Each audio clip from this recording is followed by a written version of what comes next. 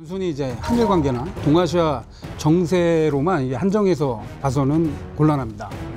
그 당시 우리는 일본을 비롯한 이 제국주의 국가들의 이권 다툼 속에 흥정물 내지는 부산품 뭐 이렇게 보거든요. 이 안중근 의거 전후로 일본과 러시아 그리고 서구 열강의 환경이 어땠는지에 대해서 설록화가 있습니다. 같이 보실까요? 네.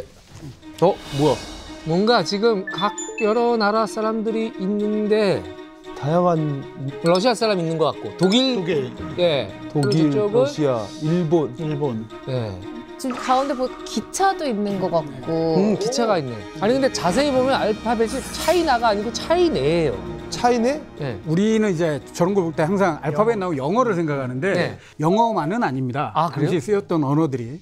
근데 이때 삼국 간섭이라고 혹시 들어보셨나요? 독일, 러시아, 프랑스가 일본에게 간섭을 했죠.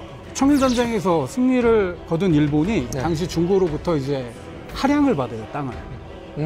그 하나가 대만이고 또 하나가 이제 요동반도입니다. 그 요동반도의 대령과 여순이 있죠. 그거 좀 많이 받았는데. 예, 근데 그거에 대해서 그 지역이 보하이만이에요, 바다가. 바레만이라고 하는 그 지역인데 바로 그 옆이 베이징이죠. 텐진에서 바로 베이징으로 이어진 중국의 심장부를 노릴 수 있는 아주 전략적인 요충이고 그 지역을 차지하고 있으면 만주도 장악할 수 있고 그 화북 지역도 넘볼 수 있는 아주 전략적으로 중요한 지역이 되는 거죠. 러시아하고 프랑스, 독일 이 세 나라가 돌려줘라. 이건 좀 심하지 않냐 라고 한 겁니다. 그게 이제 삼국 간섭이죠. 그래서 저렇게 화가 나 있구나. 너무너무 화가 나 일본은요. 삼국이 합해서 우리에게 이러한 간섭을 했다. 그렇기 때문에 일본도 앞으로는 동맹을 맺어야 한다. 그래서 영일 동맹을 맺었고 영국과 일본의 동맹. 예.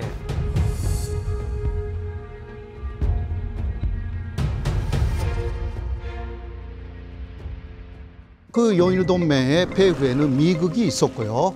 미국하고 영국의 협조로 인해서 일본은 로이루 전쟁을 확실하게 이길 수가 있었습니다. 한반도를 식민지로 만드는데 일본의 가장 큰 걸림돌이 러시아입니다. 러시아. 그 영일 동맹의 이점이 일본의 입장에서 봤을 때는 러시아와 일본이 전쟁을 할 때 러시아의 동맹국이 있죠. 프랑스와 독일.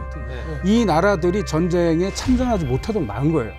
그 내용이 프랑스나 독일이 러시아를 도우려고 한다면 영국, 가장 힘센 영국하고 전쟁할 각오를 해야 되는 거예요. 그러니까 이들이 참전하지 못하게 막은 거죠. 그럼 이제 영국의 입장에서의 이득은 뭔가라고 했을 때 영국이 제일 힘센 나라지만 전 세계 모든 곳에 군사력을 충분히 보낼 수는 없잖아요. 그렇죠. 그럼 이 극동에서 그냥 영국의 이익을 지켜줄 수 있는 파트너. 그걸 이제 영국은 일본을 선택을 한 거죠.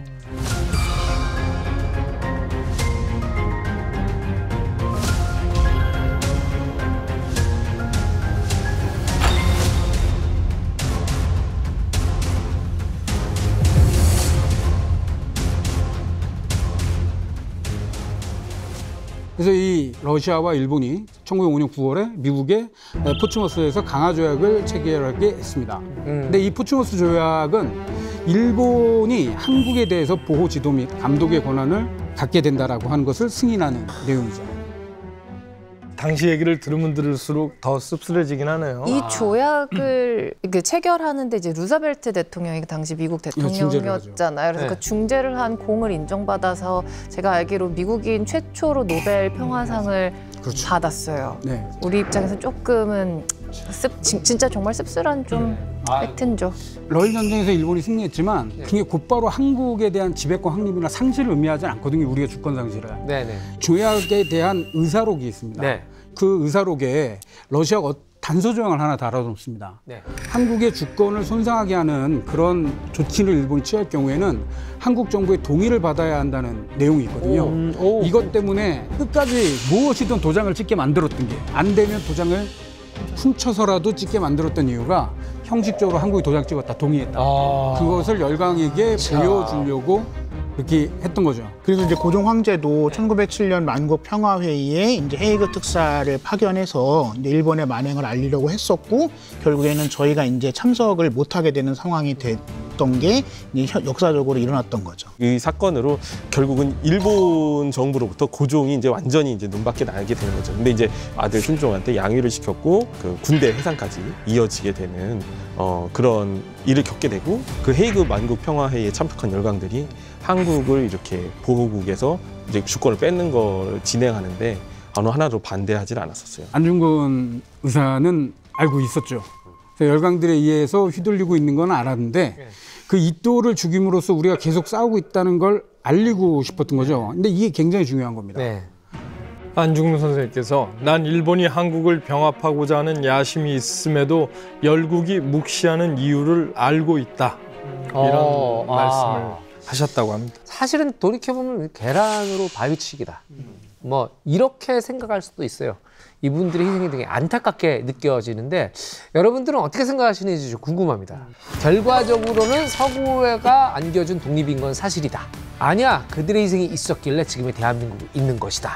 뭐 어떻게 생각하시는지. 너무나 큰 도움이 됐다고 저는 생각이 드는 게 어쨌거나 이제 뭐 세계 사람들이 알잖아요. 네. 우리의 희생이 있다라는 거를 알기 때문에 네. 빨리 빼라고 할 수 있는 게 아니었나. 어쨌거나 시간 문제였다고 저는 좀 생각이 들어요. 정말 적극적으로 독립운동을 했고 적극적으로 일본의 그런 만행에 대해서 알렸기 때문에 그거는 저희가 분명히 얘기를 해야 되는 부분인 것 같아요. 네. 저항하지 않는 자가 과연 보호받을 가치가 있는가. 우리가 저항해봤자 결과가 달라지지 않을 거라고 생각하면 결국 일본의 말이 맞는 게 되는 상태잖아요. 제가 그러니까. 한마디. 네네네. 1943년에 카이로 선언이라는 게 있었습니다. 네네. 그 안에서는 이러한 한국 조항이 포함되어 있었습니다. 네. 지금 노예 상태에 놓여져 있는 코리아를 적당한 시기에 해방시킨다. 그 배경이 된 것은 독립운동입니다. 독립운동이 없었으면 그러한 약속 자체가 성립되지 않았기 때문에 아무리 일본이 패망해도 패망한 일본 안에 계속 남았을 거예요. 저는 이 질문을 제가 학교에서 수업 시간에 저희 학생들한테 매 학기 하는 질문이에요. 우리가 다 했으면 좋았겠지만 그건 아쉬운 점이고 2차 세계대전 때 프랑스가 자기 땅에서 독일군을 자기들 힘으로 몰아냈나요? 아니죠. 그냥 속절없이 무너졌잖아요. 프랑스 한 게 뭐가 있나요? 그러면 연합국의 힘으로 프랑스가 독립국가가 됐다라는 얘기 안 합니다. 그냥 당연히 프랑스가 된 거예요. 그렇지. 프랑스 되찾은 겁니다. 네. 우리도 그 자체를 너무도 연합국의 승리에 우리가 도움을 받았다라고 하는 그런 피동적이고 수동적인 이런 자세에서 전 좀 벗어났으면 좋겠다라는 거죠.